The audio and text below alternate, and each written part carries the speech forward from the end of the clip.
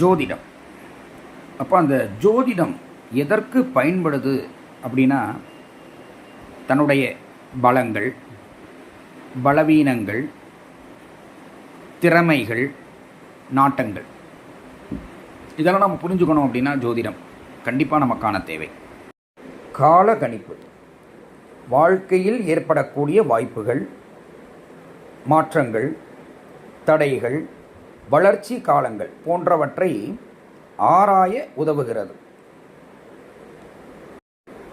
உறவுகளின் ஆய்வு அப்படின்னு எடுத்துக்கிட்டோம்னா ஜோதிடத்தை பொறுத்த வரைக்கும் இரு நபர்களுக்கிடையிலான புரிதல், எதிர்பார்ப்பு, அந்த உறவை இயக்கக்கூடிய தன்மை போன்றவற்றை ஜாதகத்தின் மூலம் ஆராயலாம். வாழ்க்கை வழிகாட்டுதல் அப்படின்னு சொல்கிறோம்.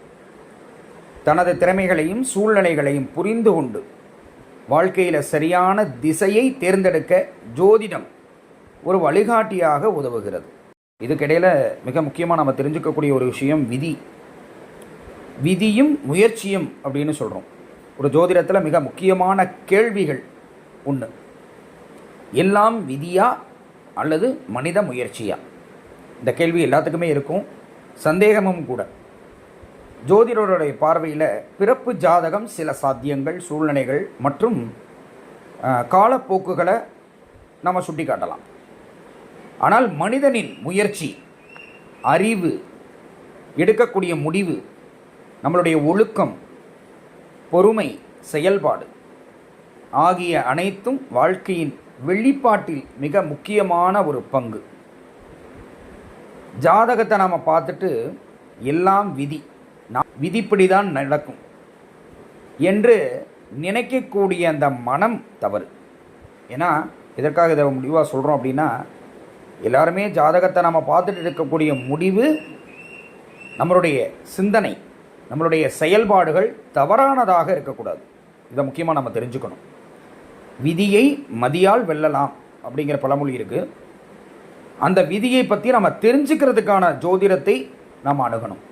ஆனால் விதி பயன் அப்படிங்கிற அந்த விதியின் வாய்ப்பை காட்டி முயற்சி செய்யக்கூடியதை முயற்சி செய்ய விடாமல் நம்ம அடுத்த கட்டத்திற்கான ஒரு வழியைத்தான் நம்ம ஜோதிடத்திற்கு ஒரு வழிகாட்டுதலாக நம்ம அதை தேர்ந்தெடுக்கிறோம்.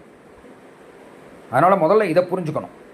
ஏன்னா ஒரு மனிதனுக்கு விதி அப்படிங்கிறது ஒரு வாய்ப்பை காட்டும், ஆனால் அந்த முயற்சி அந்த வாய்ப்பை பயன்படுத்தும். ஜோதிடம் அப்படிங்கிறது வாழ்க்கைக்கான வழிகாட்டி. ஜோதிடத்தை ஒரு வாழ்க்கைக்கான ஒரு கையேடா, ஒரு கைடு அப்படின்னு சொல்கிறோம். அந்த கைடு அப்படின்னா எல்லாத்துக்குமே தெரியும். கைடு அப்படிங்கிறது நம்மளுடைய கையேடு. அதுபோல தான் வச்சுக்கணும். நமது வாழ்க்கையில் எந்த பகுதி வலிமையாகவும் இருக்கலாம், சற்று வலிமை அற்றதாகவும் இருக்கலாம். எங்கு கவனம் தேவை, எந்த காலங்களெல்லாம் நமக்கு ஒரு மாற்றம் ஏற்படும் அப்படிங்கிறத சிந்திக்க வைக்கக்கூடிய ஒரு கருவி ஜோதிடம். ஜோதிடத்தை புரிந்து கொள்வதன் நோக்கம், அதை நம்ம எப்படி பயன்படுத்துகிறோம், விழிப்புணர்வு அப்படிங்கிறது ரொம்ப முக்கியம்.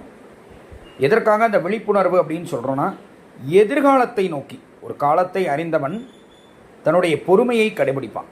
தன் இயல்பை அறிந்தவன் தன்னை ஏற்றுக்கொள்கிறான். தன் பலத்தை அறிந்தவன் அதை வளர்த்து கொள்கிறான்.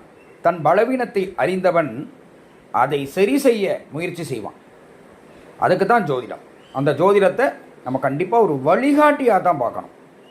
நான் யார், என்னுடைய இயல்பான குணம் என்ன, என்னுடைய வாழ்க்கையில் நான் எதை சிந்தித்து செயல்படணும், எனக்கான ஆற்றல்கள் வெளிப்படக்கூடிய நேரம், என்னுடைய பலவீனங்கள் என்ன, நான் அதை எதை மாற்றம் செய்ய வேண்டும் அப்படிங்கிறதெல்லாம் விதிக்கேற்ப நமக்கு ஒரு ஆறுதல் கூறக்கூடிய விஷயம்தான் ஜோதிடம். அதனால் முதல்ல அந்த புரிதல் ரொம்ப முக்கியம்.